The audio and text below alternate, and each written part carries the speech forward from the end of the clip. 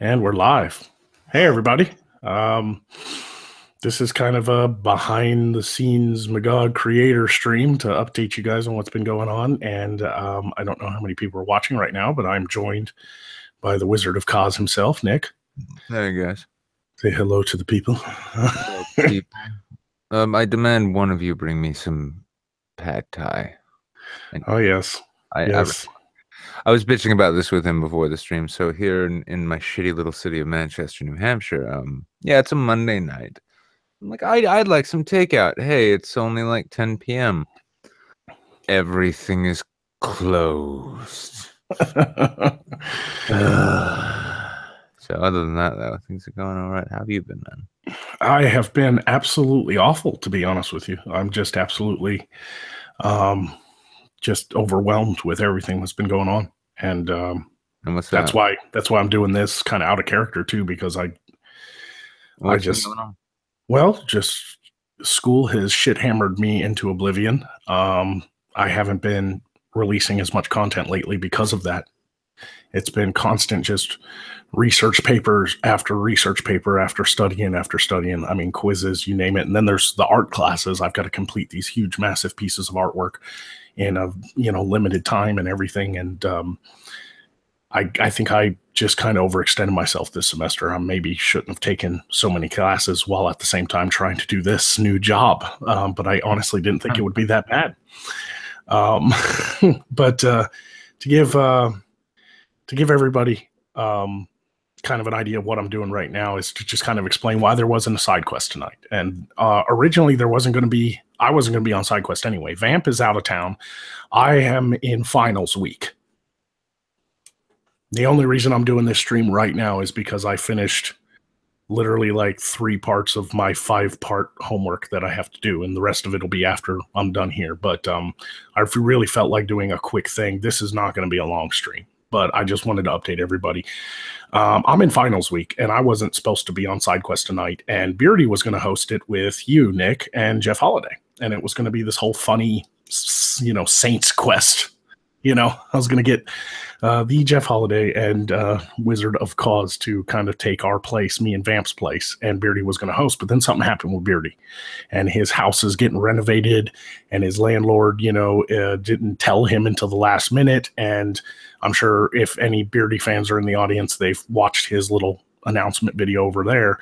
And so it just all kind of fell apart, and we just ended up canceling. And I knew that I wouldn't be able to come home and host with Nick and Jeff because I knew I wouldn't get home until late today.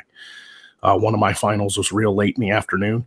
And by the time I beat traffic home and everything, there was just no way for me to get on the stream. I was going to run things on my end. I was going to have my friend Scribe, the mystery man that helps me out a little bit. But Scribe was going to kind of start running things. And then when I finally got home, I was going to kind of just take over running things until SideQuest was done. And it just all kind of fell apart. And I feel really bad about that, because I feel like we promised people stuff, couldn't deliver. And I haven't done a video in a while because of how bad the end of this semester has been. And I've got finals this week. But after this week, I'm free for like a month, and I'm going to shit hammer out some content and try to catch up. But yeah, I feel really overwhelmed and really overworked. It's a funny thing. I'm finding like across the board, everyone I know, like the end of 2017, it hasn't been good. It just hasn't been good. No. Really for anyone I know. And it's funny. I'm not one to prognosticate about. The spirits tell me that the future will be grand. None of that shit, right? I am a believer in causal determinacy. So like whatever the fuck happens because of what happens. But I have an odd feeling. I think 2018 is going to be one hell of a year. Really? Yeah.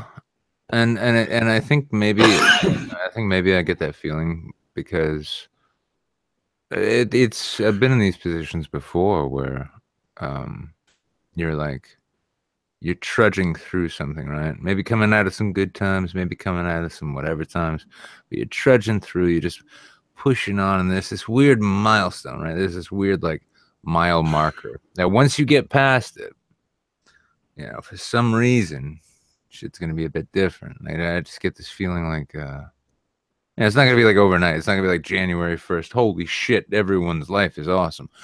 Right. But I have a feeling 2018 is gonna prove to be a very interesting and memorable year. I really hope so, at least on a personal level. Now I can't speak to the rest of the world because it seems like we're going down a very dark hole. Well, I But got a fun because I was describing it to you beforehand, but I'm actually gonna throw this at you. What's a thing you've always wanted to do? are you asking like within the context of what I'm doing with this channel and my ideas, or just like in life? Yeah, in life. Like what's a thing you always wanted to do? Man, there's a lot. Just pick one of them. Random. Hmm. Doesn't even need to be the most important. Just something fun, something you want. Something absolutely fun that I've always wanted to do. Uh, I was gonna say something creative and stuff because that's where my mind always goes. Because I've always had the drive to like make an independent film or something like that, some grand project, and finally have my name on something bigger than anything I've ever done before. But since we're talking kind of about, maybe more personal, like healing things, Well, I would love to travel the Southwest in a car. You want to Just drive the deserts. Just I've never been to the Southwest. When I go to Kilroy, it's going to be the first time I've ever set foot in the Southwest. So, that's fun. I've never seen the Grand Canyon. I've never seen the Barringer Crater. I've never stopped by and hung out in Tombstone. Visit some of the ghost towns out there, the Manhattan Project towns and stuff. Here's a fun idea, man. Because it's going to be springtime. And honestly, my aim, I was telling you before, but I mean, for whoever's listening. So I aim over the winter, I'm going to be trying to save and raise and allocate funds to take a European excursion. I'm going to go visit a whole bunch of friends, document it all. It'll be good. It'll be a hell of a time. But for you, man, you got to do. You own a car, right? Yeah, of course. Okay. Do you think? Yeah. For Kilroy, right? Buy yourself a car that you plan to drive into the dirt, right? Something will make something cheap, Craigslist kind of thing, right? Kind of thing like will make it out there and will make it most of the way back. And you get that shit, right? And you just make that drive. You drive out to Kilroy. And then on your way back, you drive the way back that you want to go. And then when the car dies, just keep, just try and raise just enough for a plane ticket. I'll even help you with that too, right? An emergency plane ticket. So $1,000 for a car, and then enough for like an emergency plane ticket back to where you need to get to, and just drive this thing into the fucking dirt. It's a cheap horse you picked up, and you're just gonna ride it to the grave because it's already a bit wobbly. That's impossible for me. That's just why is that impossible?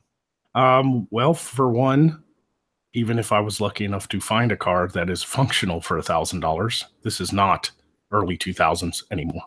I remember my first car when I was 15 years old cost me $500. Nowadays, that same quality of vehicle costs you $1,500, $2,000 here. Yeah. And the second thing is Kilroy's right in the middle of my next semester. So I can't even drive down. I can only skip like 1 or 2 days of school in order to even go to Kilroy. So I've already got the plane ticket and everything. So yeah, I'm flying down. I'm going to spend the 2 days at Kilroy, and I'm going to come back Sunday and basically pass out and go back to school. I just can't miss the next semester of school. Now, after next semester, I'm going to scale down my school from 4 full-time, 12 hours, to like 1 or 2 classes. But the reason I have to take full-time next semester is it's the last semester of my GI Bill. And I might as well go full-time and get the full pay. I might as well get the money, that they offer for full-time, because I might as well take advantage of that. I earned it. God damn it. I went to the desert. I fucking fought in fucking Iraq. I might as well use that damn GI Bill and finish it off. I've been using the GI Bill since I started school the past 3 years, and it's coming to an end. So yeah, I can't do that this year. I'd love to but I'd also just, maybe VidCon, because that's in the summer and I'm not taking summer classes. Maybe I can drive Route 66 to VidCon, take the whole fucking 2 weeks. There we go. There we go. End in Anaheim and then drive back. No, and that actually, like, I still think, here's the thing, I still think you ought to get some fucking shitty beater to get you out there and halfway back. just wherever it does. The problem is, honestly, you know what? I would do that in any other part of the country except the desert. Have you seen me? Look at me. I burst into flame. Yeah, you're a little Dayglow. I'm fucking the vampire from Preacher. Okay, I gotta fucking paint my windows in my car black. And if that sumbitch breaks down in the middle of goddamn nowhere, I get the emergency plane ticket thing. But Nick, how do you get to a fucking plane ticket when you're broke down on the salt flats of Utah? Okay, yeah, that's the fun stuff, dude. I mean, honestly, like, I mean, granted, my adventures have always been more urban. Mm-hmm. But I have found myself lost and stranded in many a city without the funds to get back to where I needed to go, and no idea no place to sleep. And I'll be honest, like, it was stressful, naturally.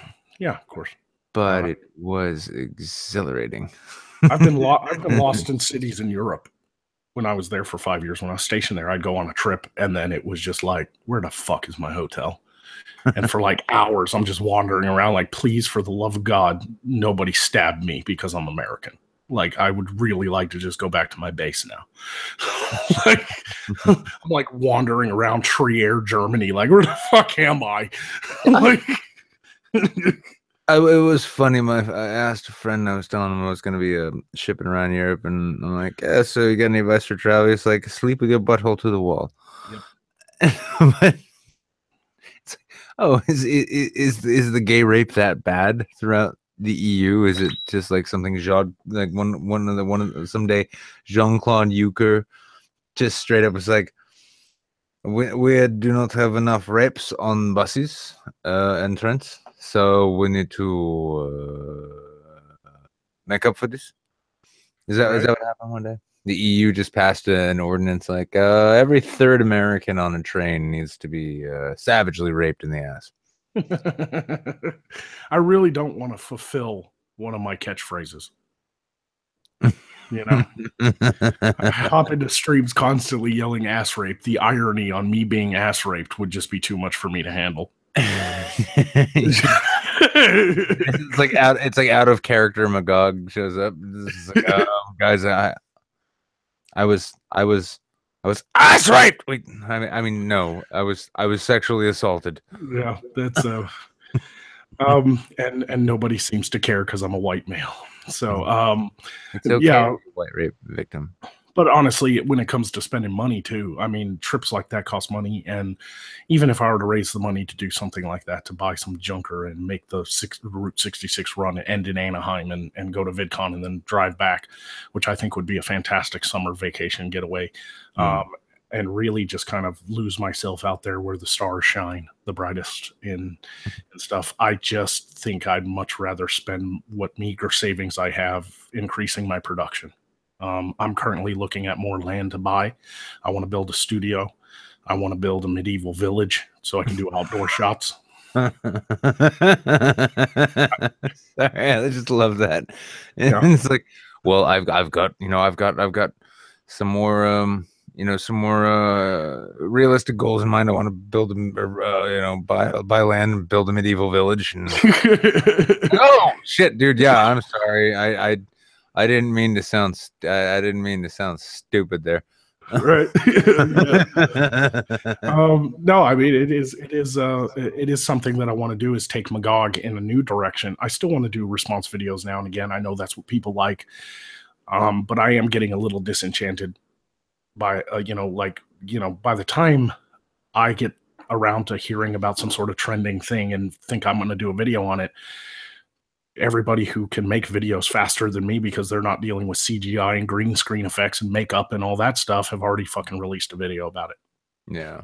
And I'm like, I don't know what else to say that hasn't already been said by Andy Worski and Undoomed and Bearing and Sargon and fucking everybody. And I know that people want to hear my take regardless, that it's which I still end up doing, but I really want to take Magog in a new direction, and I really think that direction should be a sitcom, like a homegrown grassroots sitcom.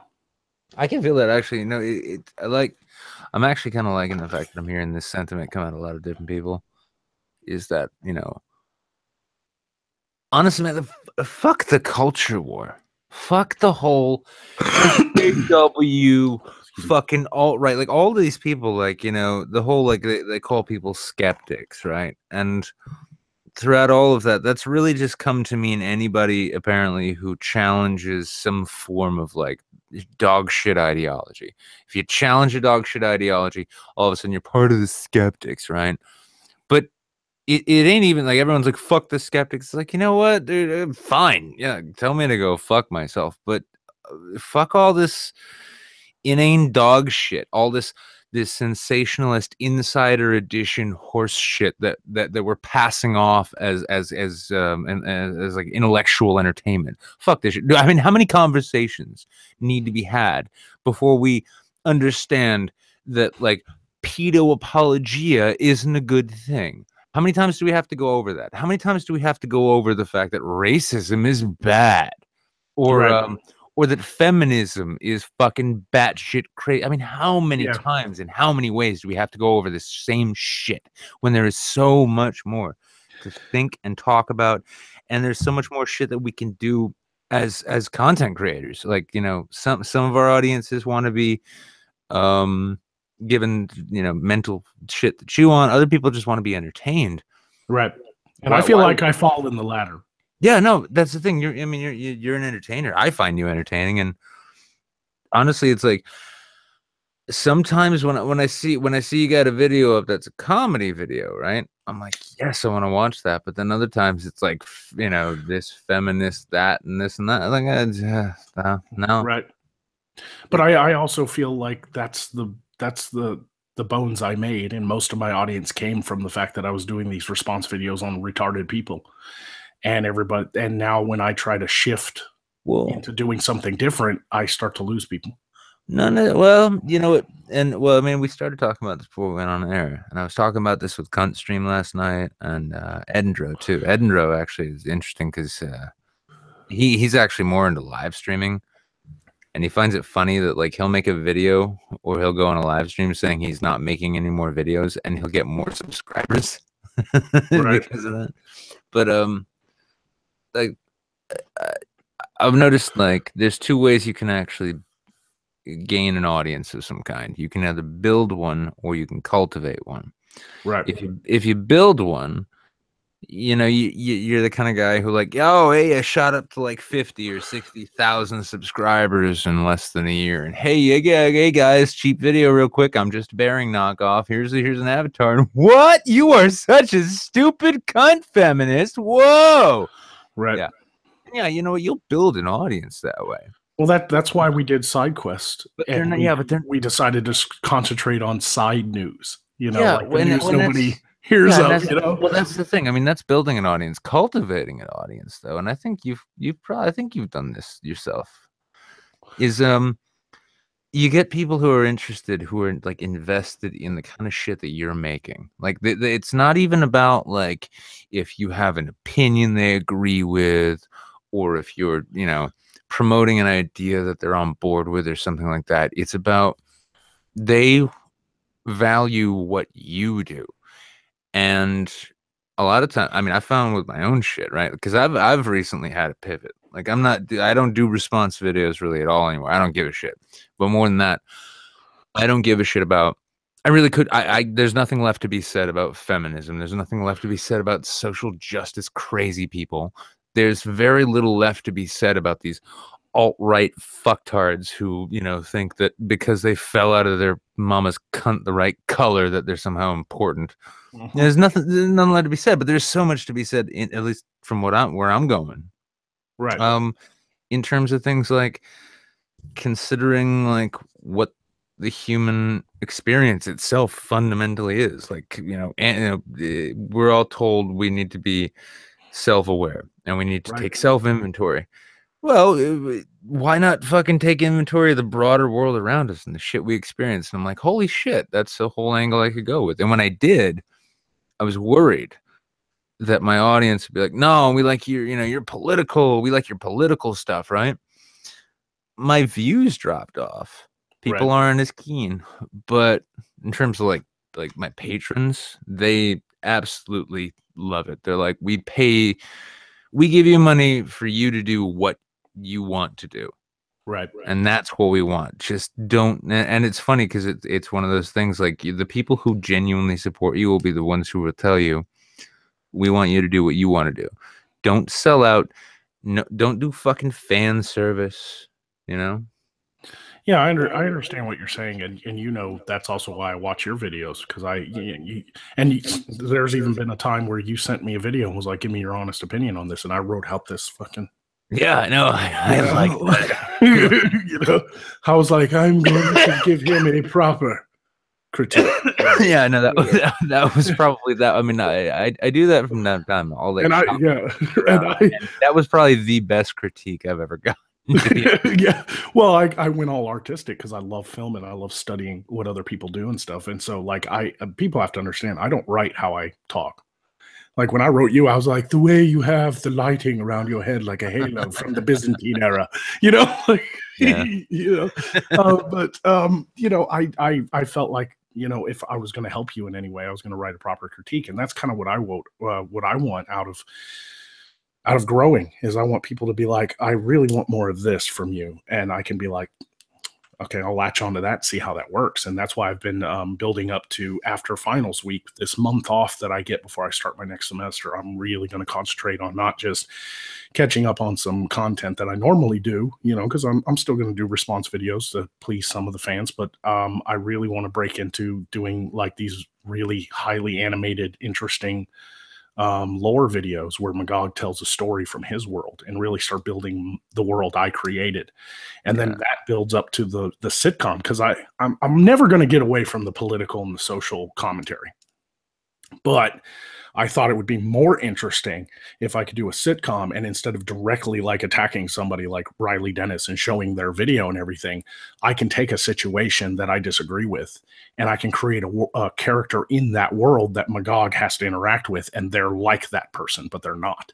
It's the more Scar version of them. So like have like the SJWs are all these goblins, and they have like the makeup on and everything, and they're like, equality, and Magog's like, oh, for the love of God. And just have some fun with it and just kind of be more of a skit show like SNL used to be, Yeah. or Mad TV or something, or I'm leaning actually towards more like the British comedy, like Blackadder or Red Dwarf or Black Books or something like that, Monty Python. Oh my God. It was funny actually. Like this last couple months been pretty shit on all fronts. I was sitting around actually drinking a bottle of wine with my one friend Kat, who's she's troublesome, and my buddy Gabe, and I was sitting around and I'm like realizing, I'm like, holy fuck, we've become Black Books except without the store. Oh shit. I love that show. Right. I grew up on shows like that, and I feel like that affected my comedy. And right now, the reason I'm feeling so disenchanted with what I've been doing, even though that's how I started and I love doing videos for the whole first like 10 months I was doing videos, but then all of a sudden we hit all this stuff that happened with YouTube and social media. And then we hit this kind of wall with like, what more can possibly be said about SJWs and stuff like that?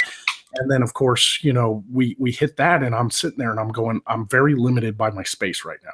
And that's what's really bothering me. I have written some fantastic things that I would love to make into videos, but I have a 1-bedroom apartment with a very small set. I can't shoot outdoors very easily. I don't have any other sets. I don't have like the full gear and costume for Magog yet. Most of the videos, if I were to stand up, I'm wearing fucking jeans. I really want to take Magog. Yeah. Yeah, I really want to take Magog in a new direction and actually build a world that people can really kind of pour themselves into. I want to build breakdown sets in this giant building. You know, I'm looking at steel buildings that I can put up and build an apartment above them, and I'll just live there and have like this massive studio beneath. And I can have these breakdown sets where Magog, if he can move around his tower, he can do different things. He can actually, you know, some of the jokes can be part of that, and maybe he runs a store, like a magic store. I always love the idea of that juxtaposition comedy where like you always see these fantasy films and these fantasy shows, and the main characters are all these big people. What happens if you did a show that is from the point of view of the guy who sells the adventurers shit? Like in these video games, you go into the store and you sell all your fucking garbage to, you know, fucking Bellathor, the fucking shopkeeper, and then you walk out, right? Well, what happens to that guy? Like, you know, so I always like this idea of Magog owning like this magic store where he enchants weapons and he sells things to adventurers, and they all come in and they buy shit from Magog, and then they go out and it fucks their lives up because he's an asshole. You know, and really kind of focus on like the personal life of Magog in this town, you know, where he lives and he has his shop and he has his tower, and the king gets involved, and he does go on grand adventures now and again, but for the most part he's always hanging out at his favorite tavern and just fucking with people's lives. And I really love that idea for Magog, and I want to build it, but I'm just not getting the support and the money and the subscribers. The view counts low. Ads are just completely gone. I'm demonetized every single video. And my Patreon hasn't been growing because I haven't really been offering all that much to my patrons. Yeah, well, I mean, the other side of that I'd say though is, and actually Jeff pointed this out to me, is apparently like the holiday season is usually pretty rough. So when you get through the new year, once you get into like the new year and you get into spring, that's actually usually when shit starts growing again. Right. And that's what I'm hoping is that 2018, once we get through the holidays, 2018 starts off a little better and I feel a little bit better about what I'm doing. But and that is something to bring up to the people watching right now, is that one of the things that's going to affect what's been going on with Beardy and Vamp is side quests might be on hold until after the new year.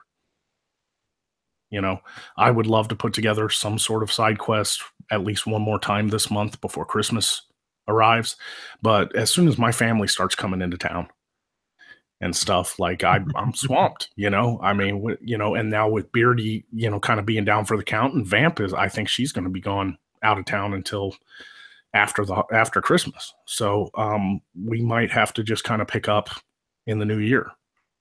And hopefully that's okay to people. But I also I've been letting things get to me. I've felt like I've let my fans down because I haven't done a video in 2 weeks, and it's really just overwhelming because like I love this job. I really want to entertain people. I want to make people laugh. I love meeting everybody. The networking the past year. This is kind of reflecting on, because I'm coming up on my year anniversary in January. I started this channel in January of 2016, and just everybody that I've met, you know, everybody, you guys, you know, you and Jeff, fucking Undoomed, you know, and the wonderful people in the chat like Lephart and fucking Hey Dude and Peterbilt and, you know, the Bitching Witch, and like wonderful people, you know, and I love all that. But at the same time, we have been fighting an uphill battle in social media and trying to make a name for ourselves and make this into a proper job and business. I really don't want to go back to cleaning toilets. Yeah. You know? I really don't. And so like when people are like, oh, you only do it for the money, look at you selling merchandise, you sold out quick. And I'm like, congratulations, you discovered my master plan to not have to clean toilets ever again. People actually say that. I've had a few people, you know, kind of call me out on Twitter, and they're like, man, you don't even have that many subscribers and you already have merchandise and Patreon and all this and that. And I'm like, yay. You figured out I want to do this for a living. Congratulations. You know? So, you know, I have let it kind of overwhelm me a little bit. And a lot of it has to do with school. You know, you get home from school in the afternoon, you want to do a video, but you got 8 hours of homework to do. Yeah, well, you just got the fucking world coming down on your fucking head. I mean, right. You know, what are you supposed to do about that? Right, yeah. And I've got and then some of it's a little difficult too. Like I've been working on a collab with somebody that's actually really big and could give me a lot of exposure to a new audience. And I worked out a script with them and I sent it to them and I haven't heard back. And I've been really kind of like the reason I didn't do a video this weekend is because I thought that they would get back to me with their parts and I'd be able to put it together and give somebody a really fun, give my fans a really fun little collab with somebody pretty big. And it just hasn't happened yet. And I don't think he's doing it on purpose. He's a busy man, but I kind of held off doing some stuff because I was working on collabs. And then, of course, I tried a lot, and this, I've tried a lot of bigger projects that really took up a lot more time. Like when I put together that massive collaboration, that message to Susan Wojcicki of, CEO of YouTube, that took 4 days of just constantly like, can you get me a video? Like I spent more time on social media and Twitter contacting people for videos than I've ever done in my life, And what's weird is I just kind of hopped into this whole business 2 feet first anyway. I never even had a Twitter before I started a YouTube account. I didn't, I didn't know, I hear people talk about Twitter and I never had a fucking Twitter. I never had a fucking YouTube channel before outside of just having one to watch videos. But it's been amazing. And I found out I really enjoy this when I never thought I would. I never thought I'd be in front of the camera. Well, I'll tell you, like the trajectory you've been on, like the growth you've had, it's been it's been impressive to the point where if you keep at it, you're gonna do pretty well. I mean, like my 25,500 that I've got, right, and I seem to have plateaued there. I don't think my channel is gonna grow much more at this point. Right. But, I'm sure that's not true, man. You're doing the Saints and then rocking it, man. Yeah, no, yeah, but I mean, well, again, it's like the difference between building and cultivating an audience. I mean, here's a funny thing. So I have like 1/4 of what Mr. Dapperton has in subscribers, right? Yeah, but Dapperton gets the lowest damn views for subscriber count because he got all his subscribers during Gamergate when he was Anarchy Ball. Yeah, no, I know all that. I'm just saying, like, channels that big in terms of like patronage, right? Right. At one point I was like 2 or 3 times, I was making like 2 or 3 times what he was.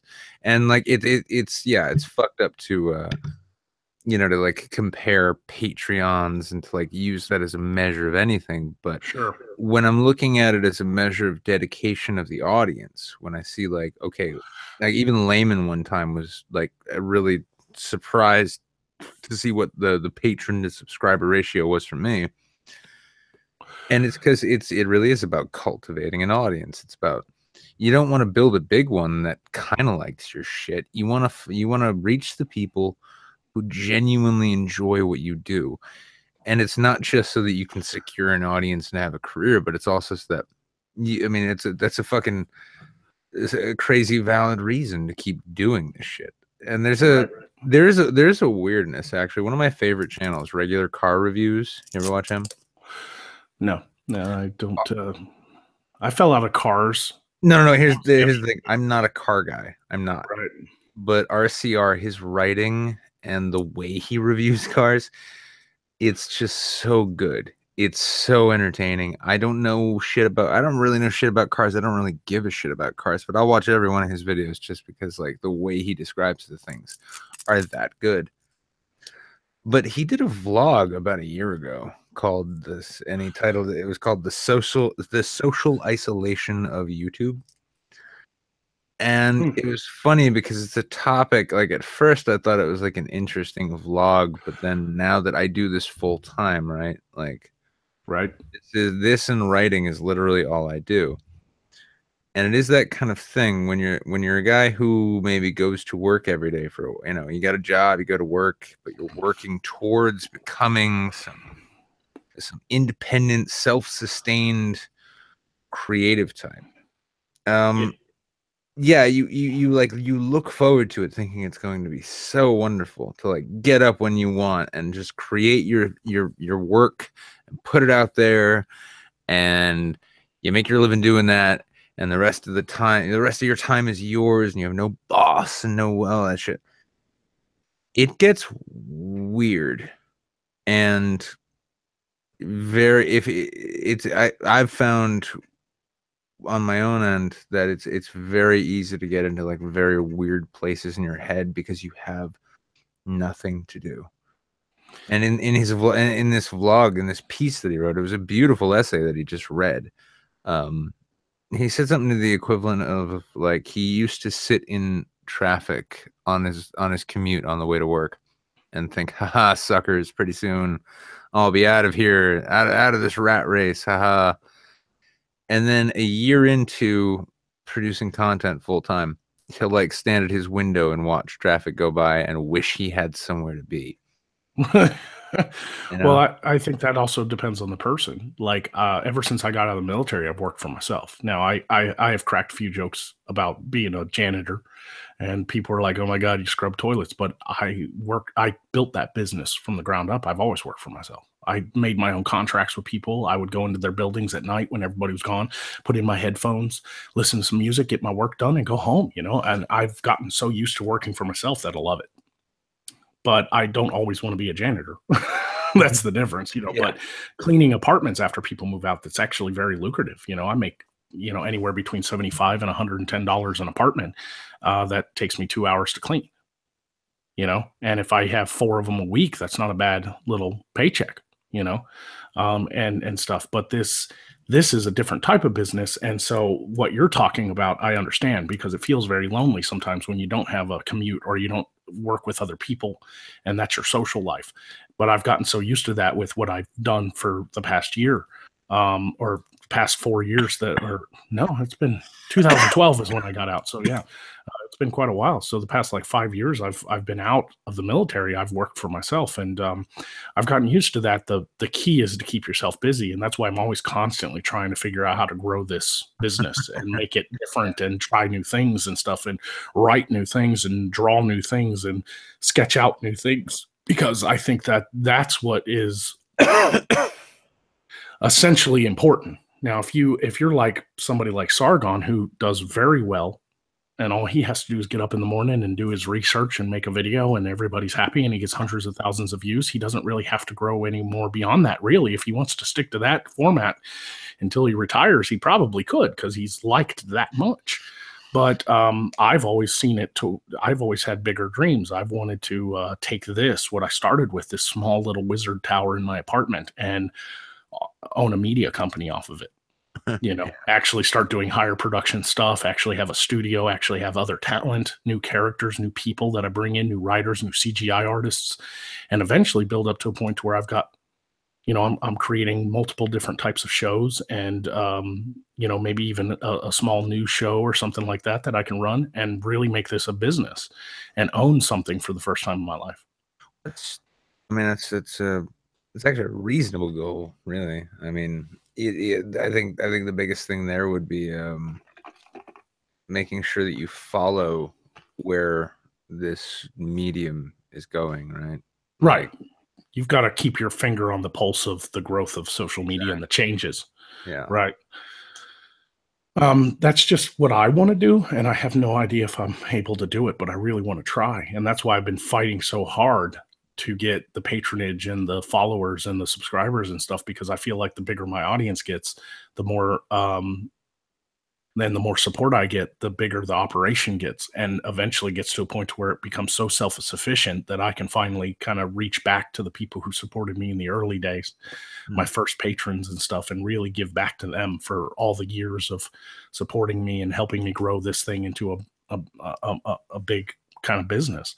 Yeah. And you know, if it's something as simple as flying them out and letting them be background characters in the fucking sitcom, you know, like, you know, I'll buy the plane ticket, you guys come out and, you know, get into some sort of medieval clothing and walk around, you know.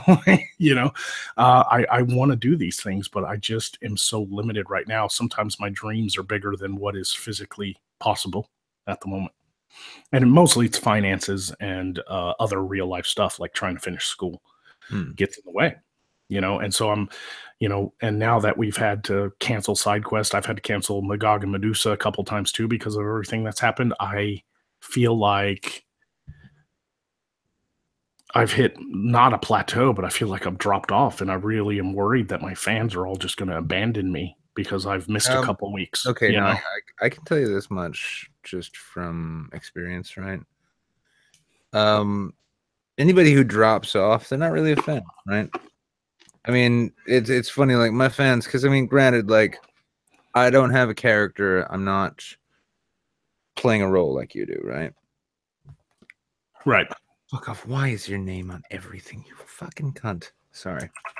I'm putting an order for Chinese and for some fucking reason my ex-girlfriend's login information is still populating through Google Chrome. Thank you, Google.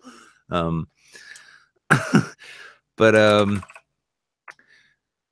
no, but I mean, like real fans, you know, with me, for instance, if, you know, with my fan base, one thing I've noticed is that they, regardless of you know how much they like what I'm doing at a given time or not, they stick with it, and it's funny too, man. Because I mean, I imagine you may have gotten some of these. Hold on, sorry, I'm punching my fucking. Yeah. You settled for the lo mein. You just. I did know it was seafood lo mein. I couldn't find. There's no fucking pad thai available in this town right now. Well, you go ahead and finish that, and I'll address some of the chat because I feel like we've been ignoring them. What I wanted to say to you though is that like real fans, honestly, like especially with the shit that you've said so far, right? Right. They'll understand. Like, you know, the fan bases that, you know, YouTube channels in our world as it was seem to cultivate are people who they turn to the shit because they value it. Not just because they're like entertained mildly, but they genuinely value it. They find merit. They find a lot to it that they support and that they like, and they stick with you. Oh, I know that on a conscious level. I'm just speaking about how it feels sometimes to like go so long without doing a video that you start getting comments like, "Where the fuck is Magog?" I remember back when he was all about magic and shit, and now he's not. You know. Yeah, I get similar shit, to be honest. I get that from time to time. Right. Yeah, but I mean, it's, you know, it's okay in that sense though, because even then that's really not that's really not the kind of thing where they're, you know, taking the piss at you. You know, they're not going after you. They're not like, fuck you, why aren't you making shit? It's like, hey guy, just really want more good shit from you, please. Right. Yeah. And when people give you money, like on Patreon, now if we were just making money off ads, I would feel less bad, but we're not anymore.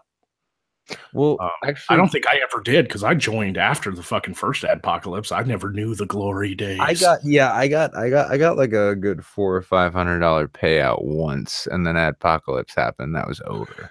Yeah, like I hear Matt talk about it all the time where he's like, I remember the days, I remember when we used to make thousands off the ads. And I'm like, Matt, you're a dinosaur. Yeah. Those days are gone, buddy. Let it go. Yeah. I mean, you know, but I mean, one thing I think is that, I mean, necessity is the mother of invention. And honestly, I think calamity is oftentimes the godfather of actual innovation. Because so we've got Super Chat, we've got Streamlabs now. Jeff and I were branching out to Twitch, and we are going to actually start up the Pornhub Saints. And you gotta get me on an episode. Oh no, God, yeah. No, I mean, like, great. And it's funny though too, because like, you know, Twitch and Pornhub, both of those, especially to consider the fact that Pornhub would probably very happily host a show like ours, because, you know, they just want views and clicks, right? Right. And they're not interested in looking good. Like, yeah, they don't care. No, they don't give a fuck. Yeah, you know, the fucking Susan Komen Foundation and the fucking right to, you know, anyone who wants to can fucking get upset with Pornhub, and they're not gonna give a fuck. But at the same time, it does seem like, you know, we're approaching an innovation spot. I mean, like, you can only have so many PewDiePie knockoffs. You can only have so many Filthy Frank knockoffs.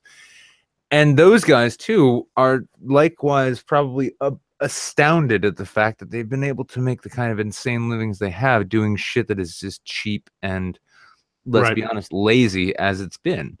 Yeah, I don't think PewDiePie's ever really updated his No, production besides he's his always own little. he's always done the same thing, and it works for him. And good Yeah, on he's him. a solo operation, and all the money goes to him. Yeah, Congratulations! But yeah. he's the only one that has made it that big.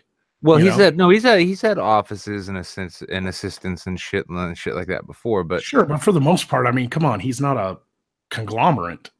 I mean, oh no, it's he's all not. based on him and his writing and his jokes, and Yeah, no, it's his personality that wins it. But the thing is that to break new ground, to make shit work in this new medium. I mean, I like to think that like Jeff and I have actually like done quite a thing with Saints. We took in a sense we kind of took the drunken peasants idea, sure, and we just kind of gave it a little. There's more to it now. Instead of just some stone dudes hanging out on the internet together watching stupid shit, we got the format that we run through, sure. and it provides a show. It's something that's like, if you missed it, you can rewatch it. If you enjoyed it, you can watch it again. Whatever. And it's not like 5 hours long either. Yeah, it's not 5 hours long. Yeah, I'm glad the peasants stopped doing that shit. Like they finally wisened up and we're like, we're cutting these things down now. Yeah. Well, I mean, the same comes. I mean, honestly, I have a feeling that the whole, I think that and I call it the bearing knockoff, right?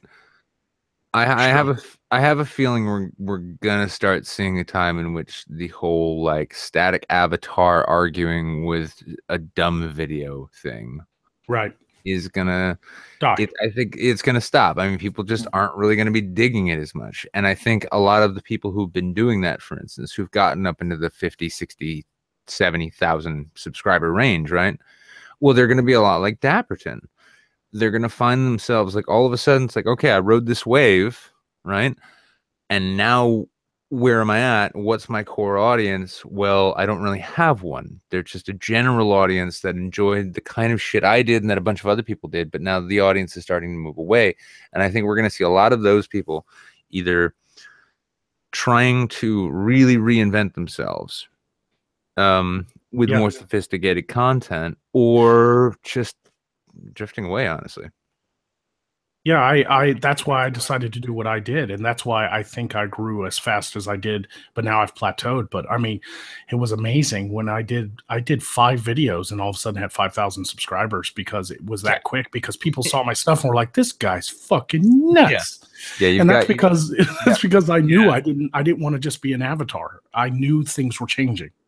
And so when I finally decided to join the YouTube in the wrong fucking year, but decided to finally do it, I went all out. And that's why a lot of people don't understand. They're like, you're making pretty decent money on Patreon and all this and that. You guys have to understand, in order to do this from the very beginning, I was down so much money from the investment that I finally have now, just maybe 2 months ago, started to finally make a profit.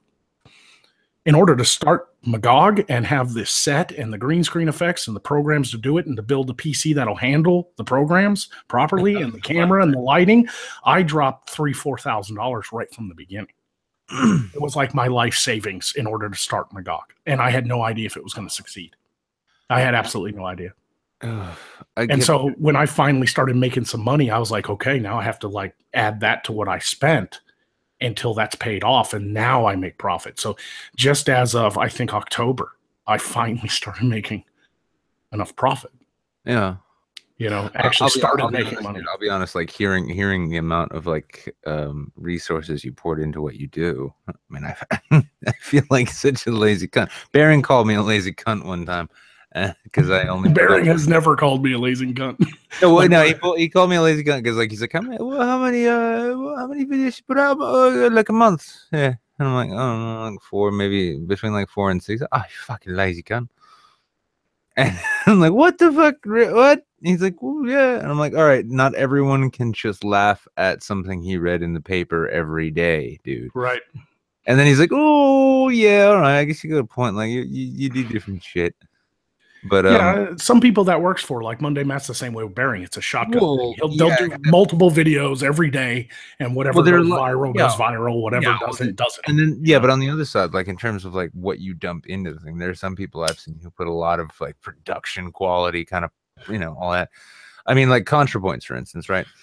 Contra's Yeah, wrong about all kinds of shit, but I can never fault like the production of those videos. They're good. There's good videos. sure. They're Yeah, well made. And so you got some people who like dump a lot into production quality. You have a lot of people who put a lot of time into what they're thinking and saying. You seem to put a lot of effort into both of those. And actually that kind of explains your stress level, doesn't it? yeah. That's another big point too. Is a lot of people are like, we want more Magog, we want more Magog, and I've had a couple videos where it was just Magog responding. I didn't have any magical special effects or anything, no jokes like that, like in the beginning when I first started, and that's because it takes so long. And now I feel like, like sometimes I'll get comments where like, oh, I remember your first videos and they were great because they had all these like explosions and Magog got electrocuted and, funny things like that were happening. And I was like, yeah, because I had time. Now I started school and it's like, people are like, where's Rufus? I want more Rufus. The last time I did a Rufus video, just to have him in the window moving and his eye moving and everything and him talking and responding for like 20 seconds of the video took me like 5 or 6 hours to animate, just all by itself. And that's not counting all the rest of the fucking video and writing the script and finding the right video to respond to. And a lot of it's research. And then once you finally have your script written and your video chosen, I've got to print it out because I'm blind as fuck with those contact lenses in. I've got to have the script over here. I've got to put my set back together because this is also the table I use to study and do artwork and fucking eat my dinner on. I'm in a 1 bedroom. This isn't like a set I can just leave up, and then I've got to film and I've got to do the lines and I've got to perform. And then after it's all recorded and I wash all that shit off my face and everything, I've got to spend 8 hours editing the damn thing. And so, getting to where I only have one video a week still is like, people are like, we want more. And I'm like, that's impossible. Like there's not enough time in the day. And even back when I was doing that because I wasn't in school or not having such a hard time in school, it was still, I still slept. Yeah, I'll say this though. You worry about letting your audience down, right? Sure, I do. That's a respectable fucking worry to have. I do the same. The funny thing I found though is that like the audiences, when they say we want more, that's not them like giving you shit for not giving them enough. No, I know that. That's them really making sure. Because I mean when I made my pivot recently away from politics and more onto like the human condition kind of shit I've been doing, right? Sure, yeah. I was genuinely fucking worried that my audience really wouldn't like it. And there are some people who did, like, they weren't feeling it, and that's fine. And that's, all well and good. But I found like the majority of the audience that I've cultivated is like, I like what you do. And they're like, I want more of it. I'm not saying fuck up. I'm just saying like, I wish I could have more of it. And like, and I look forward to giving it to them. I think it's as an actor, right? One of the weirdest lessons I had to get into my head, and it's helped when it comes to performance and production in general. When you go into an audition, right? You're in front of a casting director, and this is the person who will ultimately decide if you get the role.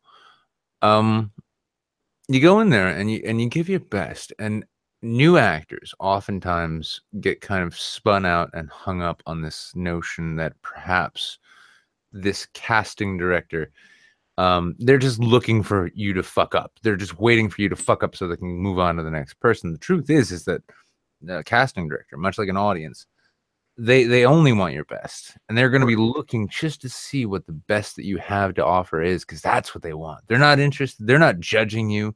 They're not downing on you. Nothing like that. And if they want more, it's not because you fucked up or because you're not giving them enough. It's just because they want it and they're enjoying it.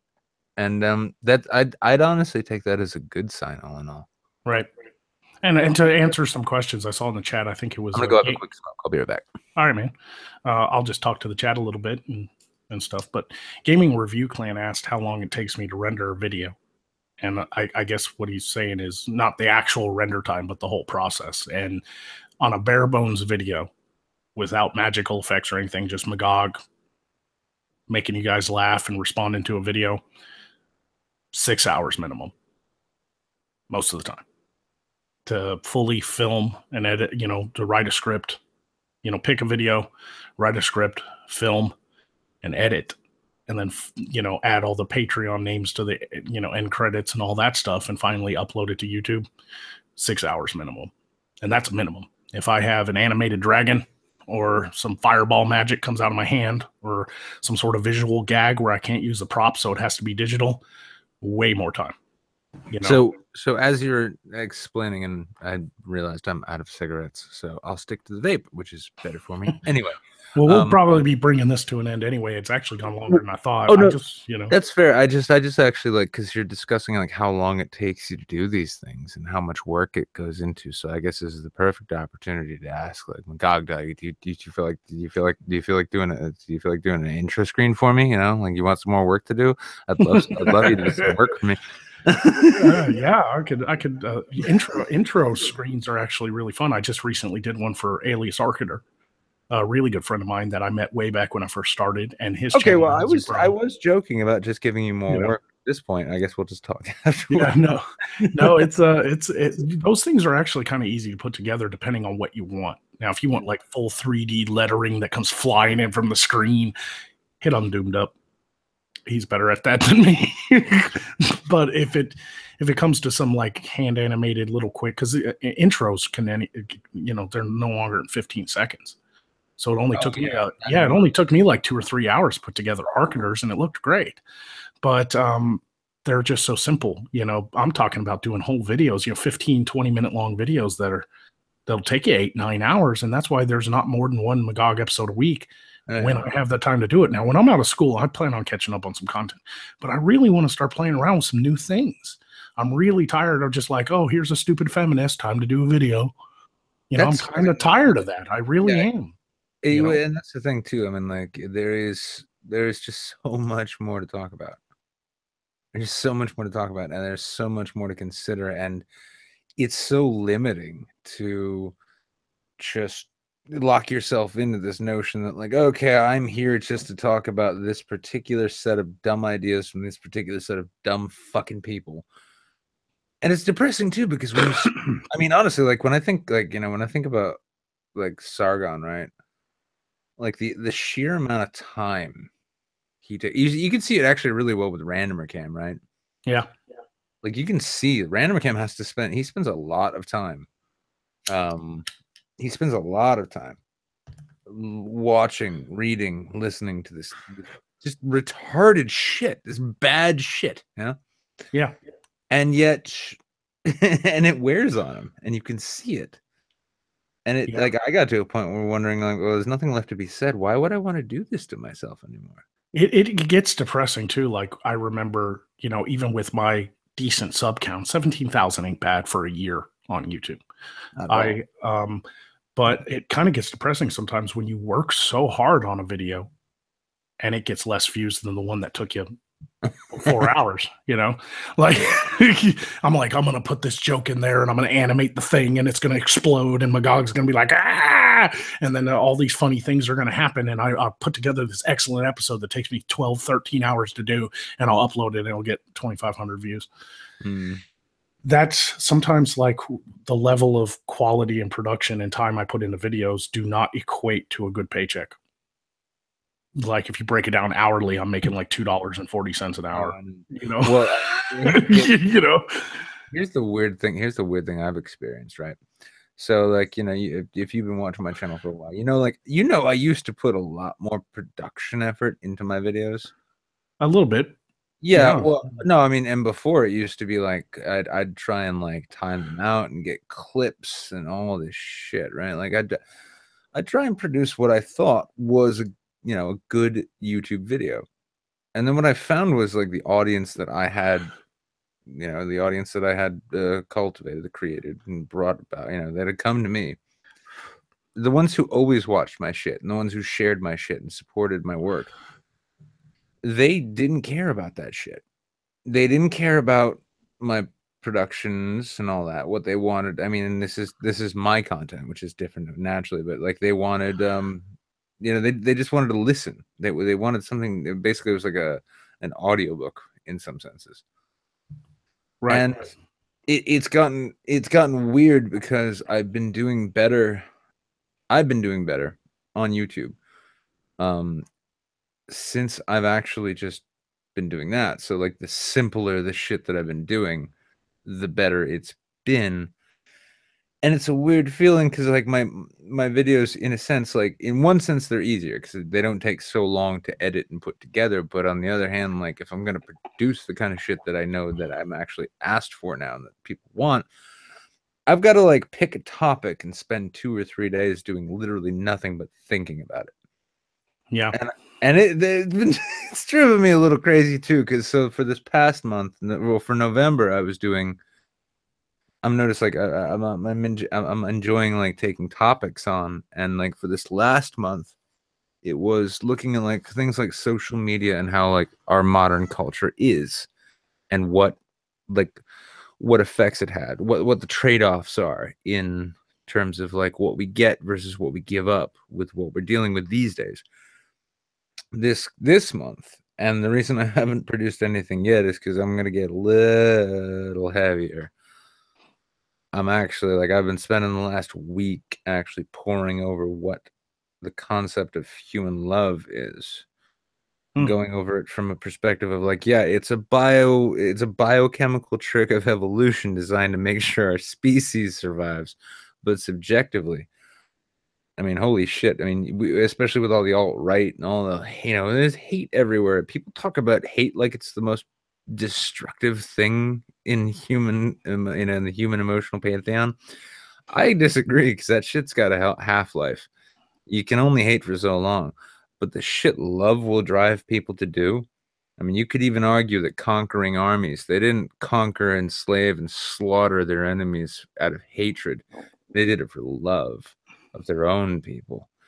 And love is a fucking crazy dangerous thing. But at the same time, hate's an interesting topic too. So this whole month, it's just going to be like I'm going to have to spend like 2 to 3 days dwelling on like the top on like the questions of the human condition, just so that I can make a 12 to 20-minute YouTube video expressing what I think. Right. And then take a couple days to try and like drink away the conclusions I come to.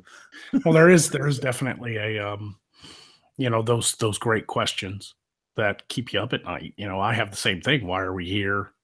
How big the universe really is? What's our purpose? Where in the world is Carmen Sandiego? These things keep me up at night. And well, here's the thing too. Like if it's a channel like mine where I'm just going to be talking about things, that's one thing. But if you find a way with Magog to actually start delving into that kind of shit, not only would it be entertaining, but it would be rather fascinating. Because also you'd be able to present it like, I don't know, like old, talk about the topic of aging, old age. What the fuck is wrong with you people? None of you have any incantations to keep the withering death of age. And you can steal this line because I've already written and it's already mine, but old age is the proof of nature's cruelty.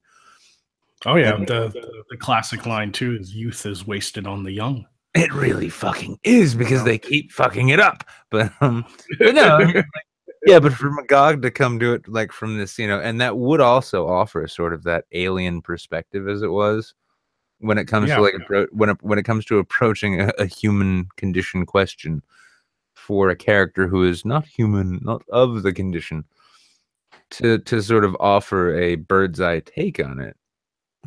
That's that's fascinating, although it will drive you mad. Yeah, the purpose of Magog was not just to do this SJW, the feminist and political stuff. The whole purpose of Magog being an outsider looking in, he's this lives in another dimension in this fantastical realm, and he's looking in on us, was for him to react to our life, all aspects of it.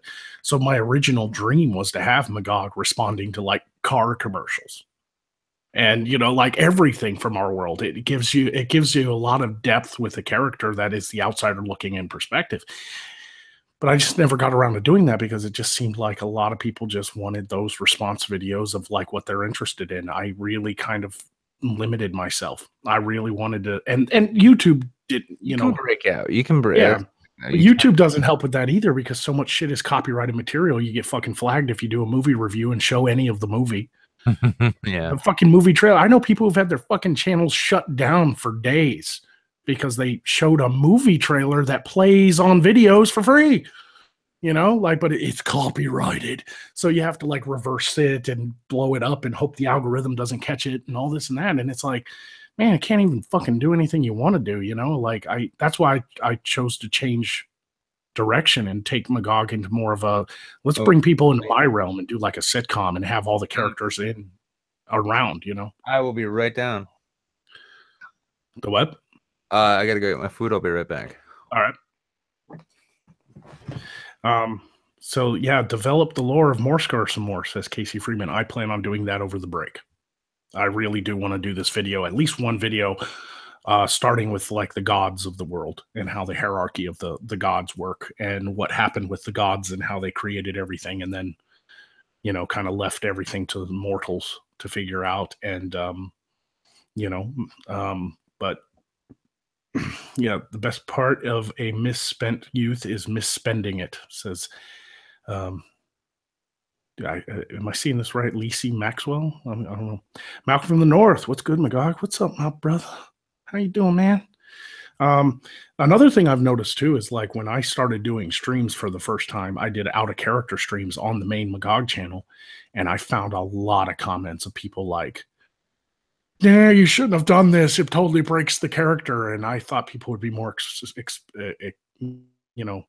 accepting of also hearing from me, the creator, because sometimes I don't want to be Magog. Sometimes I want to just talk to people the way I am, which is why when I get on other people's streams, sometimes I just don't do the character. My little picture is there. I'm not on camera, but I'm just me. And I don't know if people like that or not. The only reason I'm out of character now is because I really can't be in character with all the hot lights on and the different lighting effects and all that stuff and the overlays and everything. This was more of just kind of an update stream, on an announcement stream. Side Quest doesn't look like it's going to carry through until after the holidays are over because of problems. Vamp's out of town. Beardbarian's having some serious problems with being able to stream and record and everything because his entire house is being like renovated or something. And there's like screaming people and banging around and tools and everything like that. Excuse me. Melissa Rapp, will there be lore of any demigods? Yeah, I eventually want to build up the entire world and share the lore, but I just honestly, outside of some of the hardcore fans, I didn't know if it'd be interesting, if people like it, but I'm going to give it a shot. Hey, dude, I sent you a DM, so if you need any help with side quests or any other live streams, feel free to DM me. Yeah, will do. I'll let you know, man. Appreciate it. Immersion breaking stream, but still great, says Casey Freeman. Yep. That's also why I started the live stream channel, so that when I do stuff like this, it'll be on the secondary channel, and the people who like live streams or want to hear from me, the creator behind Magog, maybe it doesn't bother them as much as the people on the main channel who really just want to see Magog and Poe and do all that stuff. Rain Deku, I hope I'm saying that right. I'm able to help with anything related shit you need, my dude. Thanks, man. When you find someone that you do anything for, no questions asked, the high is incredible, says Bryson Wester. This is true. A road without obstacles leads nowhere. We shall endure, says Thexor the Bearded. What's up? And Tiberius Kirk's in the chat as well. Can you do me a favor and check Magoogle? He main page is down. The Magoogle thing. Boy, those the Gasly and AP really started some of the things, didn't they? They're really good at coming up with like catchphrases that people love and everything. Yeah, Peter Brilt, what's up, buddy? I love all you do in character or not. Appreciate it. Yeah. I know some people do, but some people don't, man. Some people were like, "Oh, I'm unsubscribing because this broke the immersion," and then and I'm like, "Damn, you know, that sucks," because I thought people would at least understand that I am playing a character and that I've created this, but I'm still just the guy behind it all. And I thought maybe people would really really love to just kind of hear from me from now and again. It's kind of like watching the DVD special, on a movie you like. Do you go to watch the Avengers or something, and then you watch the DVD and be like, oh my god, Chris Hemsworth is not really Thor?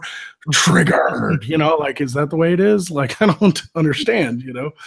Um, yeah, some people are dumb. Yeah, that's true. In or out of character, you're great to listen to. You've got a great perspective on life. Appreciate it, Bryson. You know, yep. It's funny though, having a great perspective on life typically comes with big mountains of depression, huh? Yeah, I mean, sometimes it's like when I do the out of character stuff, like, God, man, I got such flack for that when I first started streaming on my main channel. I did them out of character and was like, hey, what do you guys want to see from my character and everything? And people are like, you're not Magog here. This sucks, And I got really depressed and stopped doing them because I thought people would be accepting, but it sucked, But I still ended up out of that learning a great deal of what my audience wanted and was able to create side quests from it. And I feel like side quest is a unique live stream. We have health bars. We die from insults or jokes that are really bad, and it takes health points away. I thought that was really unique for a live stream, No, it's clever. Like, because we're playing up the whole like D&D or like RPG thing, like RPG video games and stuff. But I really do want to start sharing the lore and building the world because I feel like people are interested. And I've been trying to find more people to work with that are serious like me about building sets and making, really putting in some time into their productions and start playing characters from what I've created. And I'd be willing to share what I've created so that people can be like, oh yeah, I'm this channel over here, but over here on this secondary channel, like Lord Bear, Irate Bear is now Lord Bear of Sarthos. Sarthos is one of the kingdoms of Voth. And he's like got this fucking cape on with all the hair, like the fur on the top of it. And he's like, oh, you filthy peasants, like it. And I wish him luck with that. And I'm trying to help him out with it. But, things are tough these days, especially with, choosing topics to talk about in videos. And I get that. But I'd love to work with some people who want to be an elf. Or something, and they have the whole background or the whole set and they have the whole getup and they have pointed ears on, or they want to be a fairy or they want to be a orc or an ogre or something, or like even one of the gods, I would love to do some sort of one of the dark gods of Votham. And he's like, I run hell, I torture souls and all this and that. And then they see a video from our world and they're like, well, oh God, this is horrifying. And I am the god of torture, like I'm going back to hell. It's nicer there, like I didn't need to be. Wait seconds. Oh, yeah. So just show like one of these dark gods a bunch of Sophie Hagen pictures, right? like you're sitting there, be like, I know all the ways of torturing a man. You cannot frighten me. Here's a picture of Lena Dunham. No, I was wrong. Creature.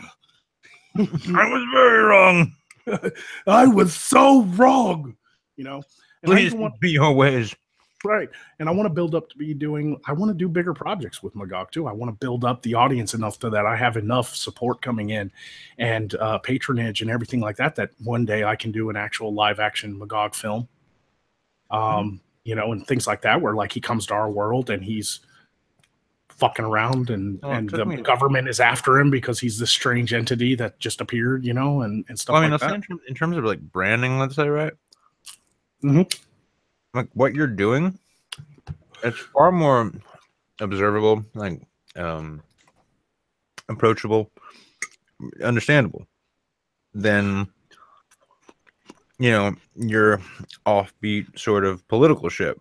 And that being the case, though, I mean, I got to where I was able to go and do what I do full time, and I'm still like, I'm barely making it. I'm making it. I'm getting by, just barely. Right. This is what I do. I mean, it took me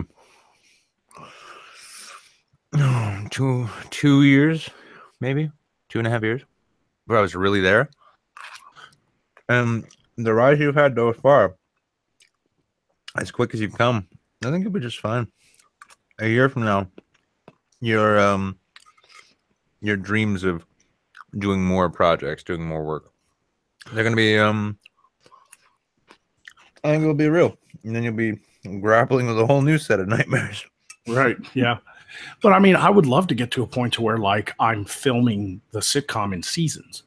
So what I do is we film, for 3 months straight, get all the actors, the sets, and everything, get all the scripts written, and we'd film for 3 months straight, and then the rest of the year release videos every week until the whole season is done.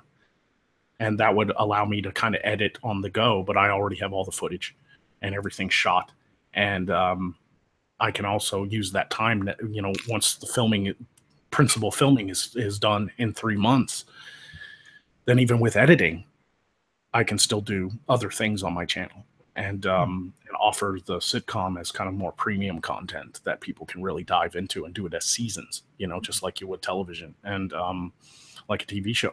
But I also feel like maybe I should start my own website or something to offer that, so that it can be uncensored and unfettered and not, flagged and things like that. I would own the website. Nobody could fucking bitch about it, Or you could just take a show over to Pornhub.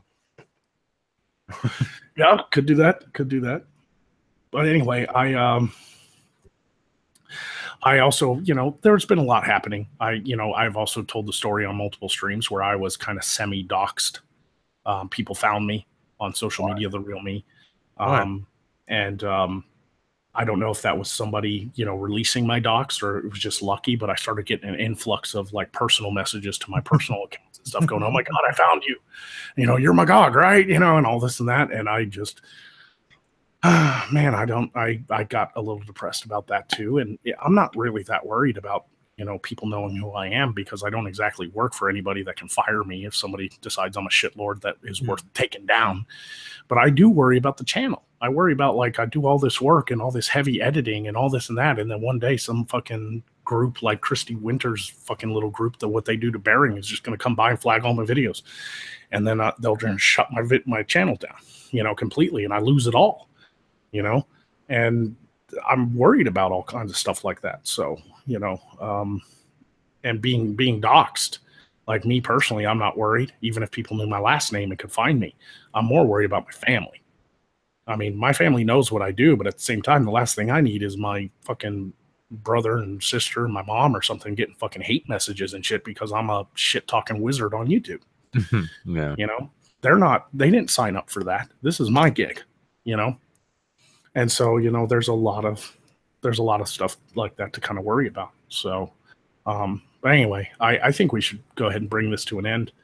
I didn't expect to go this long. I've got to get back to studying. I have my big ass fucking 80-pound book over there waiting for me to crack open again.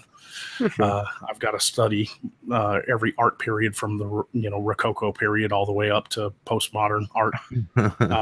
Tons of artists to memorize for the finals. Shit to do. Yeah, I've got some finals to do and everything. I've got dwelling and ruminating to do.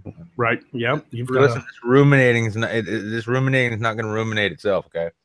Right. You've got to take some personal time to sit and drink and think about depressing shit. You've got to lay around in. Yeah, you've got to seethe in your own self-loathing and stare off into the abyss. Fortunately, I now have a belly full of cheap and, I'll be honest, awful lo mein. Yep. But you're who the fuck sends lo mein when you get like your fucking protein on it? They send them in 2 separate cartons, so like you got to mix the fucking noodles and the protein yourself. Right. Did I ask for IKEA Chinese food? Fuck off. Right. No. Well, I really appreciate you, Nick, joining me. I was going to just kind of do this alone, but I sent the link to the people that were supposed to do side quests today, you and Jeff and Beardy and Vandal. Like, anybody can pop in if you guys want, because I'm going to be updating, and I appreciate you dropping by and it's my pleasure. Letting me talk. I think it was pretty cool. And I'll leave people with a gift, something I've been meaning to do for a while now. As the creator of Magog, I would like to formally introduce myself. So we're going to sign off now. Thanks everybody for dropping by.